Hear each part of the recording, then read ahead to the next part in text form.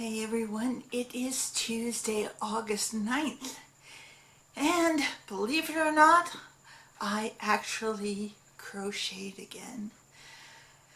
So here's what happened. I think it was like maybe late Friday, early into the wee hours of Saturday morning. Zabez posted another test, and I had told him I can't do any tests for a few months because I'm packing and moving, and he was like, that's cool, I still want you on my tester team.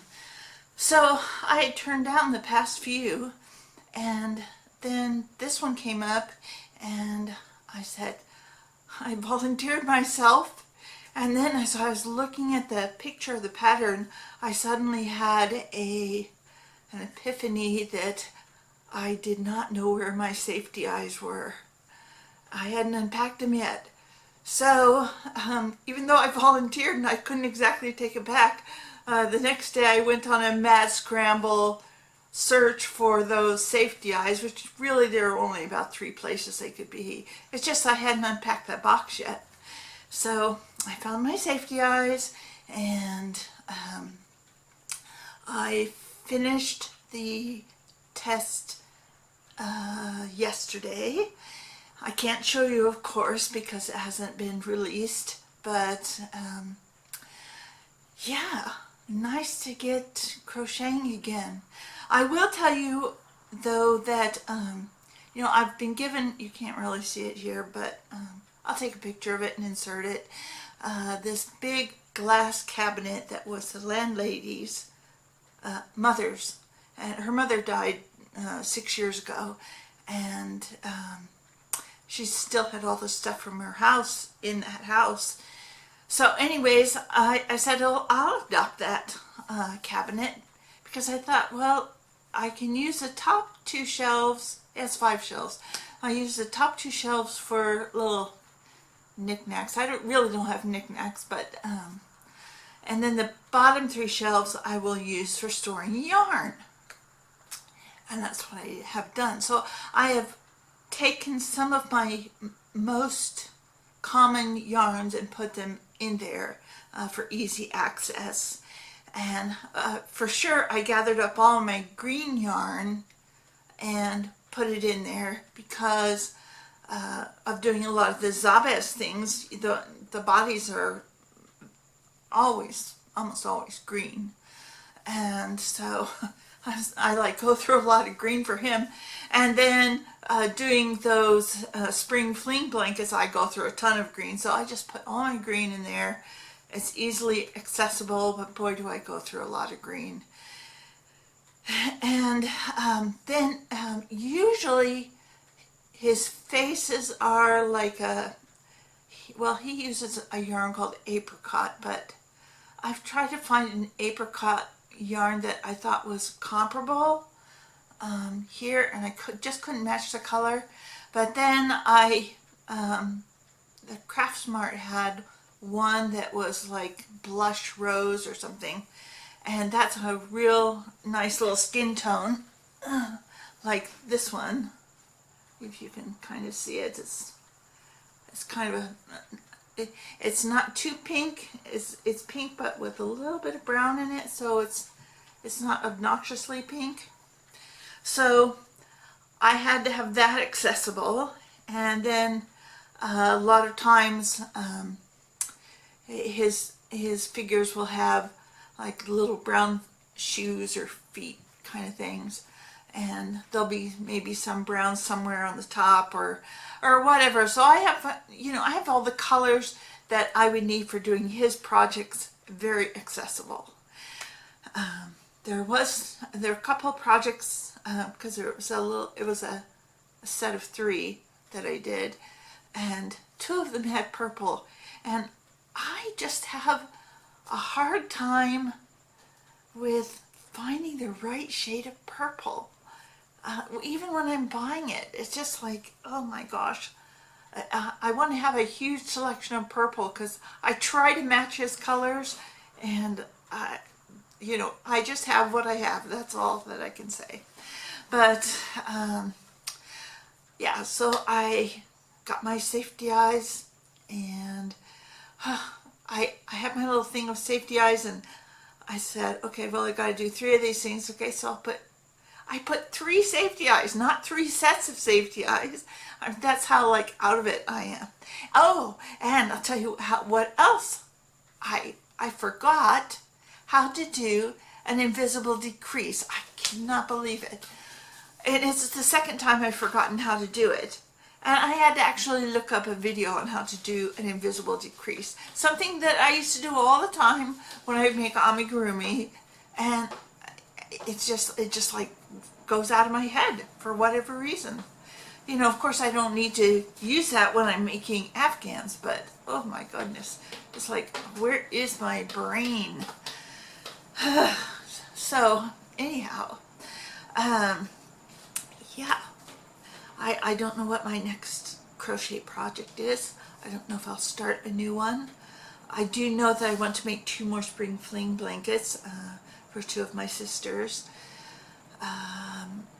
But I don't want to blow through all my green yarn.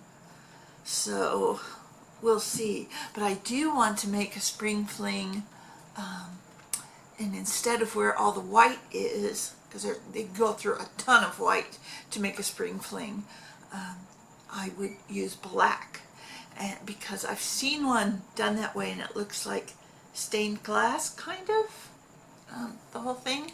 So I do want to try that, and I specifically ordered a whole bunch of black yarn to do that, but I'll just have to wait because I don't want to blow through green yarn. So okay, so today I'll give you an update on what's going on with the ADU. I forget what the A stands for. I always say additional, but that's not the right word. But the D and the U is dwelling unit. So today the guy finally finished tiling my bathroom. Finally. Why it takes so long, I don't know. But he's done. So it's done. But of course the fixtures aren't in, and there was about maybe 3/8 of an inch between the top tile and the sheetrock on top, the waterproof sheetrock. So the contractor said, well, we'll just put another piece of sheetrock up there and fill that gap, and then we'll just have that mudded and taped and painted and everything. So, but that hasn't happened. So I still don't have a toilet in there. It's just not a usable bathroom. But, you know, I just go over to the landlady's house and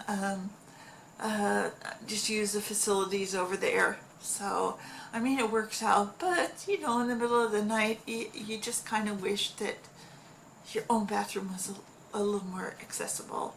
But it's just not accessible at all. So I will put a picture here of the shower as it's completed.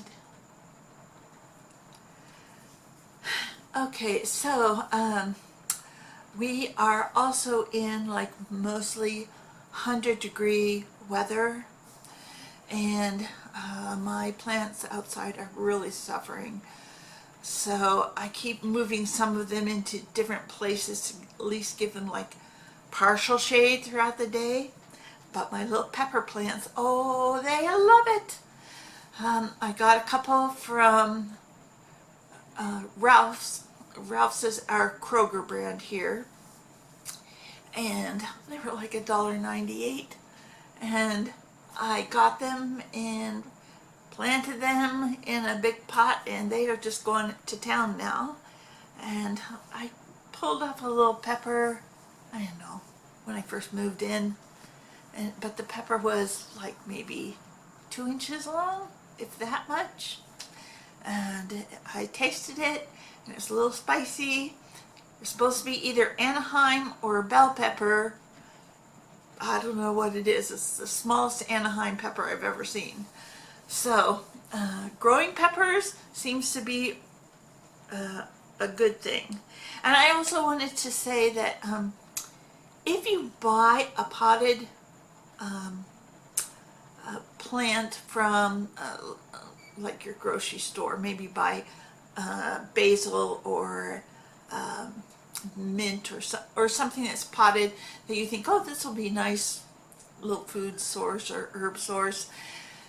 Keep in mind that when you buy them, they are already pot bound because they've been grown in a hothouse or a greenhouse, and so they are root bound in that pot and they will die within a couple weeks if you do not transplant them into a bigger pot or in the ground or something. Planting them in the ground here is just not possible because everything will just burn in the sun. So yeah, I've had to learn that I'm being a little impatient with my gardening, but my squash is doing really well. I've got I think 6 different squash plants growing. They're getting to be like 5-6 inches tall. I have some little tiny tomato plants that believe it or not, when they were just little spindly seedlings that were getting kind of leggy, I actually transplanted them. I mean, they were just so spindly, but I thought I've got to move them out of this container, put them in a different container. So I did. Now they're going crazy. They went into a little shock. When you transplant something, it's going to go into shock for maybe up to 2 weeks, or longer. If you transplant a bigger thing, it might take a month to recover from the shock.